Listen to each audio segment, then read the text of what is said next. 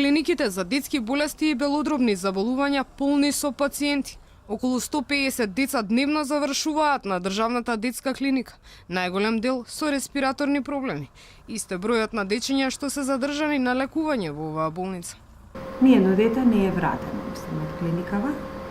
Во тек на дневна смена, бројот е помал, во прва смена околу 30 на деца од прилика, и во втора помалку заради тоа што работат матичните лекари, меѓутоа во ноќната смена е веќе бројот малку поголем заради тоа што немаат каде да се обратат па доаѓаат овде. Округло околу 150 дечиња се згрижуваат. Најчеста патологија на пациентите е од вирусна етиологија, респираторни инфекти или ентерални инфекти.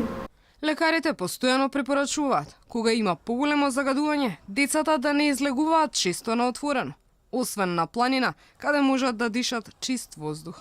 Топла облека, непристојување на отворено во пиковите на најголема загаденост на воздухот, пристојување на чист воздух секако.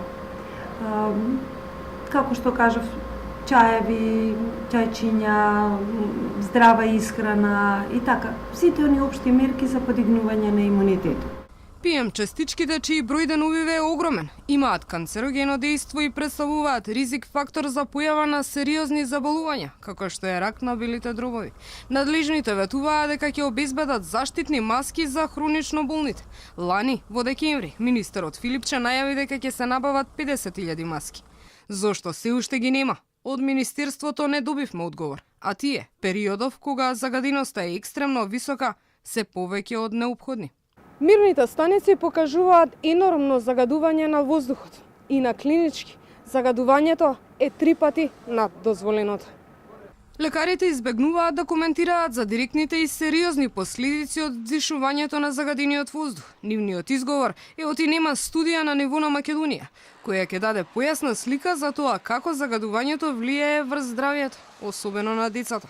Ваква студија во земјава никој не изработил, но има Светска здравствена организација, според која секојдневното вдишување на канцерогени чистички, освен со болести, резултира и со смрт. Оваа организација изброи дека како последица од аерозагадувањето во светот годишно животот го губат околу 600.000 деца. Слични извештаи објавува и Европската агенција за животна средина, а според нив во Македонија во тек на една година како последица од аерозагадувањето умираат повеќе од 3.000 лица.